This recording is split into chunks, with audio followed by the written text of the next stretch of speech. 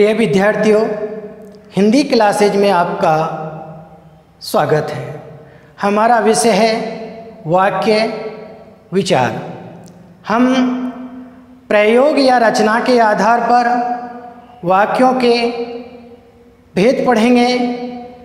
प्रयोग या रचना के आधार पर वाक्यों के 3 भेद होते हैं। पहला है सरल वाक्य, दूसरा है मिश्र वाक्य और तीसरा है संयुक्त वाक्य। आज हम इन तीनों भेदों में से सबसे पहले पढ़ेंगे सरल वाक्य। सबसे पहले हम ये जानेंगे कि सरल वाक्य होता क्या है, सरल वाक्य कहते किसे हैं। तो सरल वाक्य की यहाँ पर परिभाषा है, जिस वाक्य में एक उद्देश्य और एक विधेय होता है उसे सरल वाक्य कहते हैं। उद्देश्य यहाँ पर हम कर्ता को कहते हैं और विधेय कर्म और क्रिया को कहते हैं। तो जहाँ कहने का तात्पर्य ये है कि जहाँ पर कर्ता यानी कि उद्देश्य हो और दूसरा कर्म और क्रिया जिसे हम विधेय कहते हैं, विधेय हो, वे वाक्य जिनमें एक कर्ता, एक क्रिया और एक कर्म हो, उन वाक्यों को हम सरल वाक्य कहते हैं। जैसे यहाँ कुछ उदाहरणों द्वारा समझाया गया है। श्याम फिल्म देख रहा है।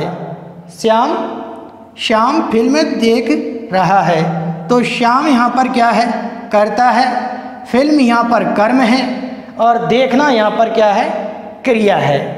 तो कर्ता को उद्देश्य कहते हैं और कर्म और क्रिया, कर्म और क्रिया को विधेय कहते हैं और उद्देश्य प्लस विधेय से मिलकर के बनता है सरल वाक्य। तो इस वाक्य में श्याम कर्ता है, फिल्म यहाँ पर कर्म है और देखना यहाँ पर क्रिया है।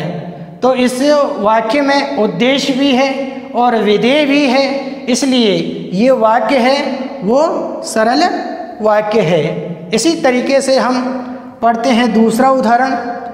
राम, श्याम और गणेश बाजार जा रहे हैं। राम, श्याम और गणेश बाजार जा रहे हैं। तो राम, श्याम और ये गणेश ये क्या है, यहाँ पर उद्देश्य है, यानी कि ये यहाँ पर कर्ता है और बाजार जा रहे हैं। बाजार यहाँ पर कर्म है और जाना यहाँ पर क्रिया है। तो ये बाजार जा रहे हैं, बाजार कर्म और ये क्रिया दोनों क्या हुए, विधेय हुए और उद्देश्य प्लस विधेय से मिलकर के क्या बनता है, सरल वाक्य। तो राम, श्याम और गणेश बाजार जा रहे हैं, ये वाक्य है, वो कौन सा वाक्य है, सरल वाक्य है। इस तरीके से ये सरल वाक्य की परिभाषा है। आप इसे अपनी उत्तर पुस्तिका में इसे लिपिबद्ध करें।